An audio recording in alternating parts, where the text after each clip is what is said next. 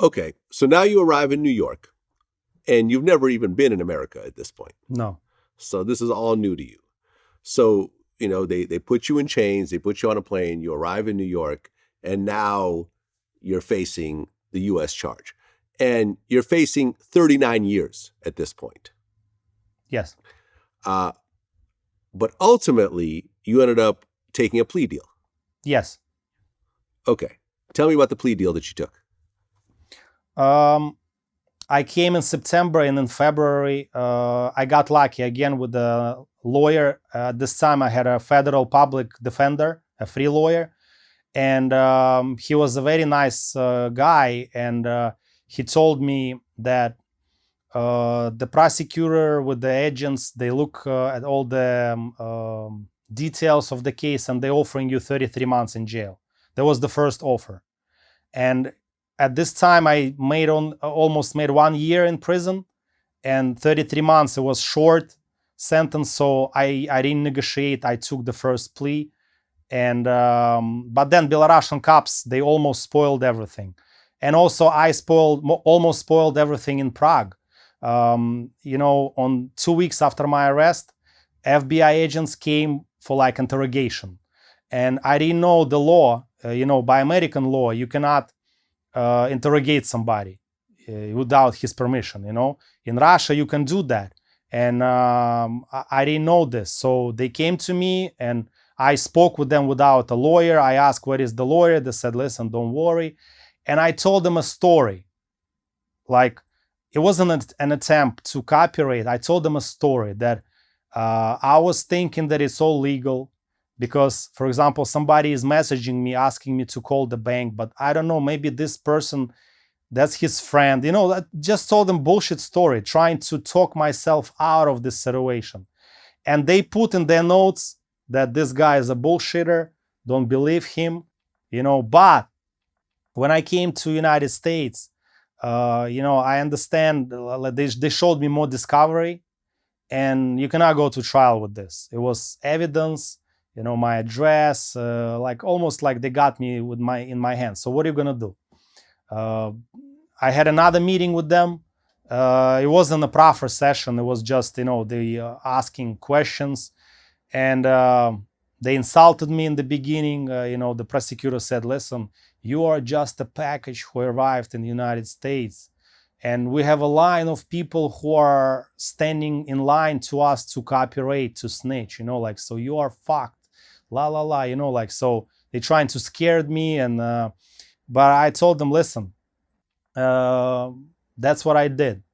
And they told me, are you ready to say that you stole like $100,000, 250,000 victims in 3 years in front of the judge? I said yes, and that's how I got 33 months. But when I plea, the media wrote about this, and Belarusian cops, when they saw that I'm only getting 33 months for this, they called the prosecutor and they said, listen, we have more evidence on this guy. Add him more time, because his co-defendants, my co-defendants, they were all arrested in Belarus. And in Belarus, $100,000, this is like life, because it's a poor country. In New York, $100,000 is 33 months only. So they tried for 6 months to give me more time. But when the judge heard about this, they said to prosecutor that we're not going to use Belarusian evidence in the United States court because we have sanctions against Belarus because they have corrupted cops. So they tried to spoil my situation but I got lucky. But at this time, I hired my lawyer who gave me a job later on. I'm going to tell about this later. Because my current lawyer, he said, I won't be able to help you with Belarusian part, because I don't know. And he told me I'm going to do what the prosecutor going to do. So that's why I hired Russian speaking from Brooklyn, a Russian lawyer. And it was also, he almost spoiled everything on my case, so, but I got lucky. I got only 33 months. I think it's a good sentence. Well, the Manhattan U.S. attorney, when talking about your case, he said, Dzmitry Naskavets thought he could hide in the dark recesses of the internet, assisting thousands of thieves in defrauding American banks and other institutions, but he was mistaken. This was a case of international cooperation and serves as a warning to anyone who thinks they could hide behind the anonymity of the internet and outside the United States to commit fraud.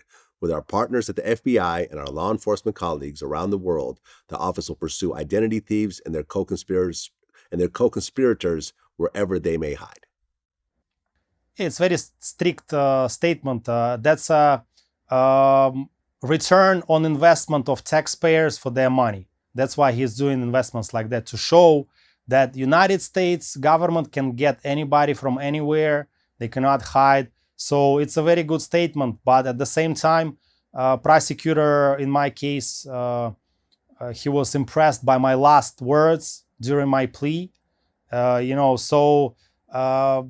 They playing strict, but at the same time, they can be understandable and can give a person a second chance. Okay, so you do your 33 months, 2 years and 7 months. And in most cases, when somebody gets extradited from a foreign country, does their time in the U.S., they get sent back to their original country. But in this case, there's sort of a special situation because Belarus is considered a very corrupt country. There was a risk of you being tortured when you went back to Belarus. So tell me about how you managed to actually stay in the country. Everything started like 2 months after I arrived in the United States. Each foreigner got a visit by ICE immediately when he is in jail. Even before you plea, they come to you and they ask you, when this case is finished, what are you going to do? That's a very good trick, because in the beginning, people trying to comply with the government in order to get away from jail. So a lot of people say, listen, just give me a small sentence and I'm out of here, something like that. I was really scared of Belarusian cops. It wasn't like fake scared, because the cyber police in Belarus, the head of cyber police in 2004, he went to jail for cybercrime. In 2007, his deputy went to jail for cybercrime.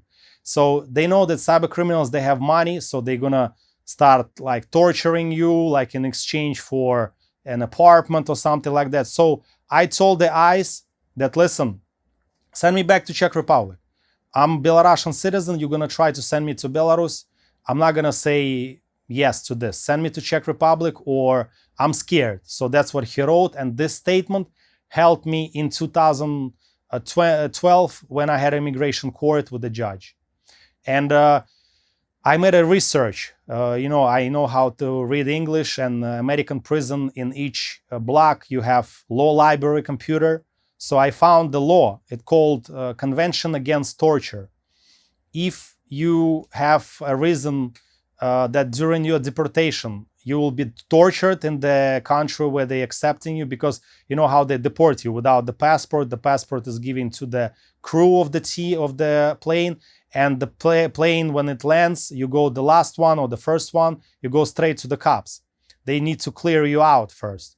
So I went to immigration court, and the judge, he checked out my case, and he gave me allowance to stay in America. He gave me protection from Belarus, but from Belarus only. That's why prosecutor, they tried to ship me to Switzerland, to Russia, to Czech Republic. Everybody said, no, keep your criminals in your own pocket. We don't need this nonsense. So, but it took me 2.5 years to fight this. So in addition to 33 months, I got some time in immigration prison. But for me, it was very easy morally, because I was facing 8 years in Belarus.